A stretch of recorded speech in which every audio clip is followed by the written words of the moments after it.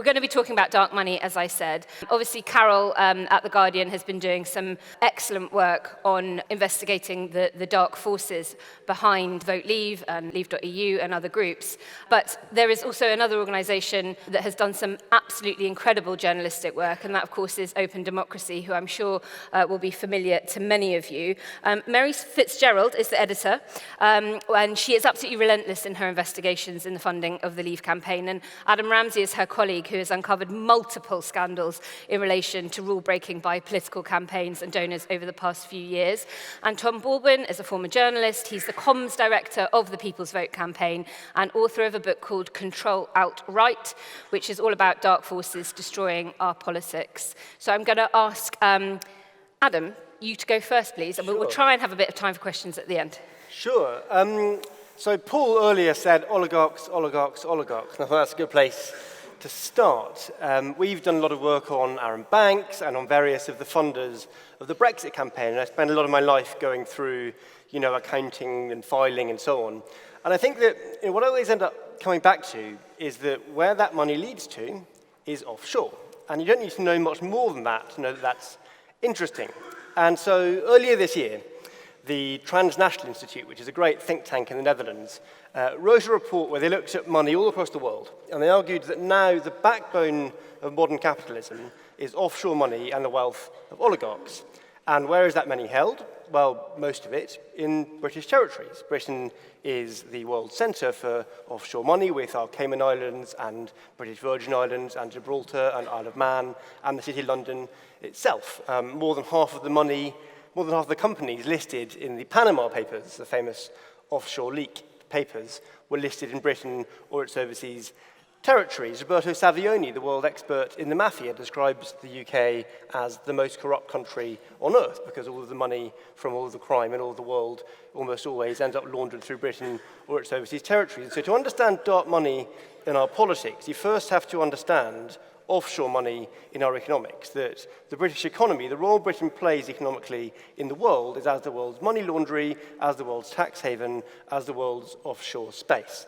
And the dark money that starts to influence our politics over the last decade in particular is a function of our economic role in the world. We've transitioned from a land empire to a finance empire, and in doing so, we've made ourselves the world offshore capital, and in doing so, we've attracted dark money to our politics to protect that. I think it's also important to understand another element of this story, which is also, I think, grows out of a key function of the British economy. So Cambridge Analytica has been talked about a lot already. What we often don't talk about is where it comes from. So Cambridge Analytica is the offshoot of a company called SCL, Strategic Communications Laboratories.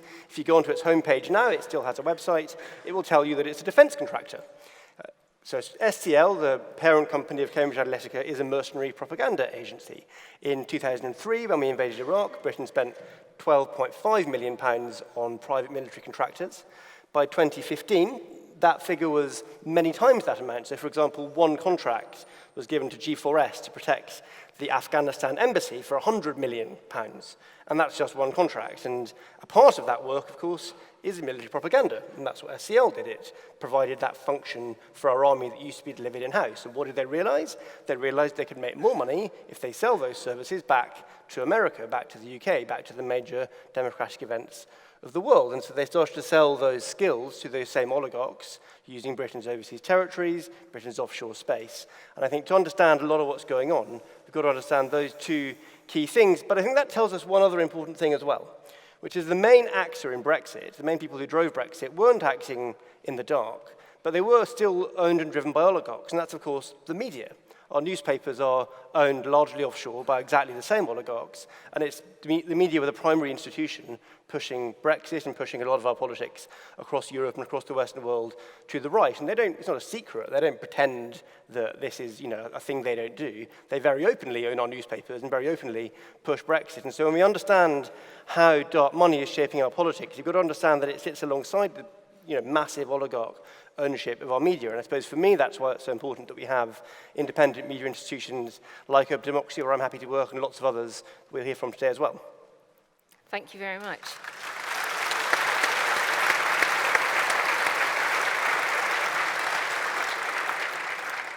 Mary, it's not just Britain and Russia, is it? No, it's not. Is my mic on? Can people hear me? It is, yeah. I told Adam to say that last bit, by the way. It's not just Britain and Russia, no. Can we get the slide up? There's one slide I'm going to show. It's not just Britain and Russia, you're right, and there's been a lot of attention, sometimes frenzied attention, on the role that Russia plays in trying to subvert our democracy. I agree that this is something that is attempted and that happens. But this was a piece of investigative journalism we did just before the European elections in March. And we just took, these organizations are probably not familiar to many of you, but many of them are household names in the United States. And there's about 12 of them there. And we went through their 990 filings, which is their tax return filings for the last 10 years. And these are large organizations that push fundamentalist lines on same-sex marriage, on abortion, on women's rights, on the rights of women and girls to access healthcare services, education. It turns out that they've been funding all kinds of campaigns, political, religious, social, across Europe. In fact, they've done it to the tune of $50 million over the last 10 years, and that's probably only the tip of the iceberg. And who are their new friends in Europe? Who is their money and their services going to support? It's Matteo Salvini in Italy, it's Viktor Orban in Hungary, who's pledged to defend Christian Europe in his latest manifesto. It's the Vox party in Spain.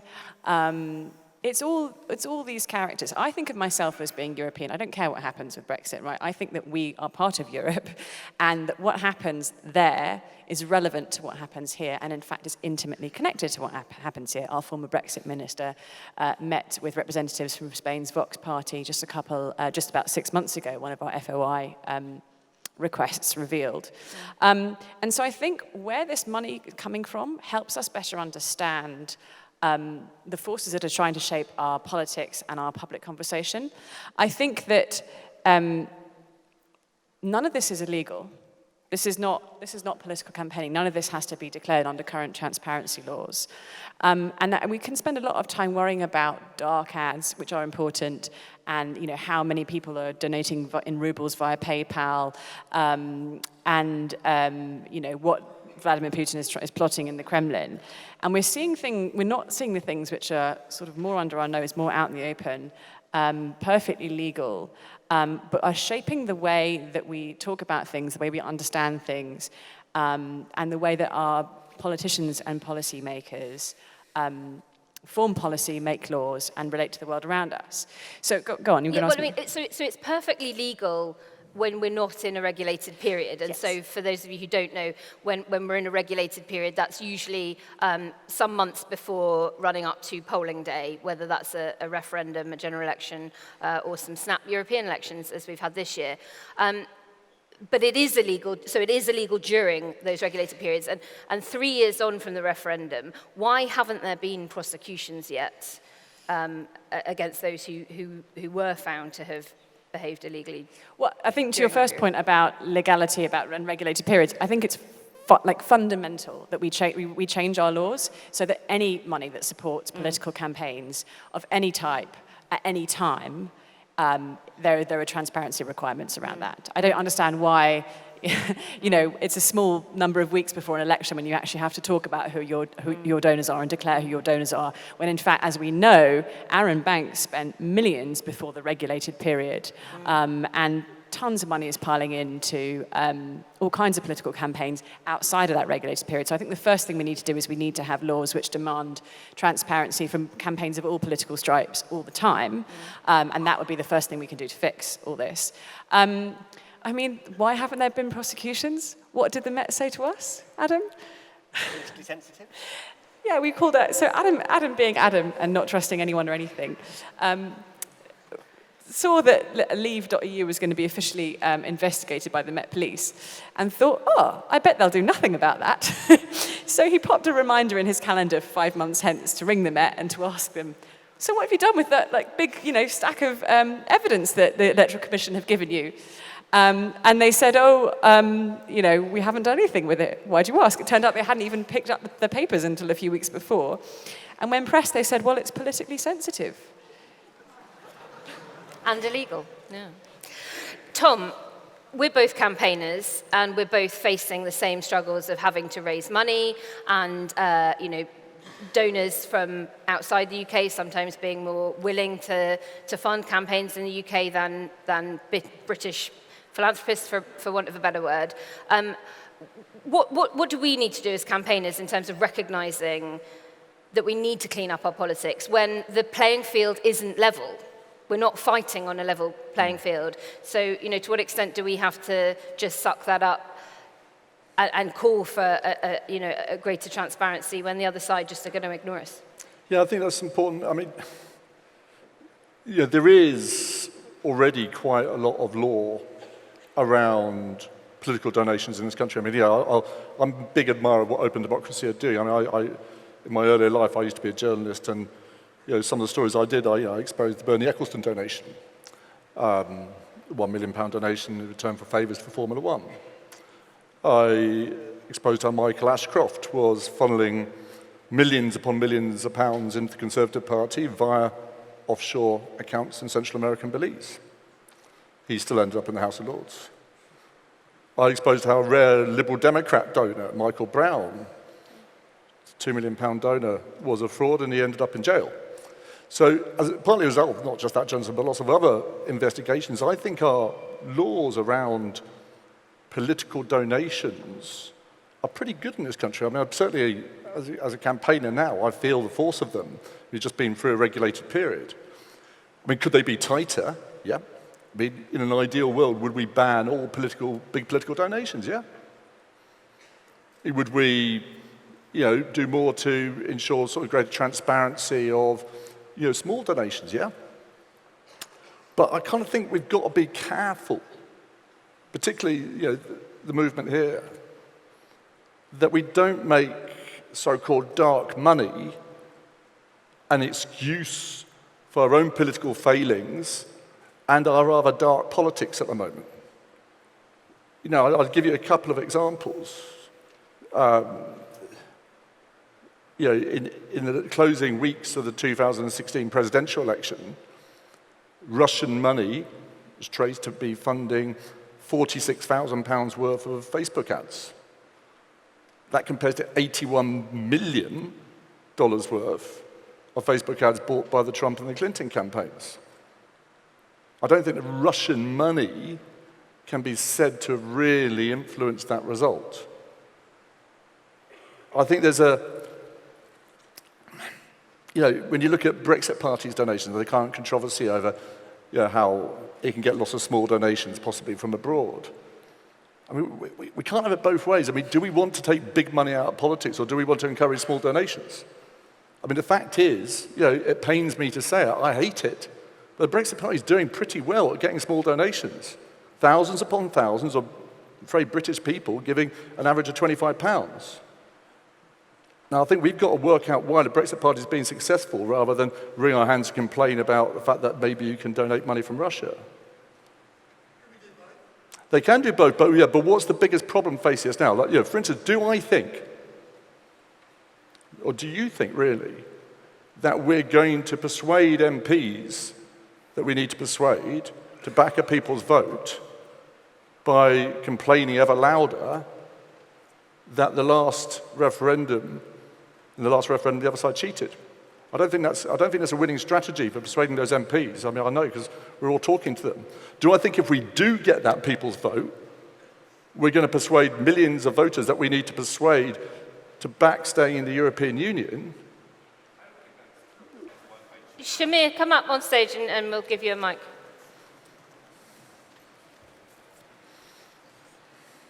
I don't normally do this. I don't normally allow it. I just don't think that's true, because at the core of this is a conversation not about Brexit, but about democracy. And when you are winning a referendum based on cheating, that is reason enough for any MP to go, okay, let's go back and do that again. And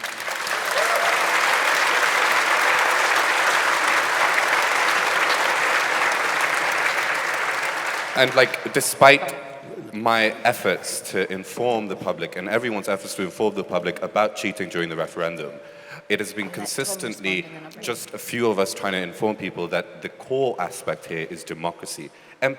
If MPs aren't listening to the fact that people cheated, then what else? It shouldn't matter. Fact of the matter is, people cheated. There's no ifs or buts about it. Thank you, thank you, thank you. Tom, I'll let you come back on that, and then I'll bring Adam in. I defy anyone to be more admiring than me of the fantastic efforts to expose what happened in 2016. That's great. But I know, because I spend quite a lot of my time trying to talk to MPs about how we get a people's vote, that is not going to persuade them to give us a people's vote.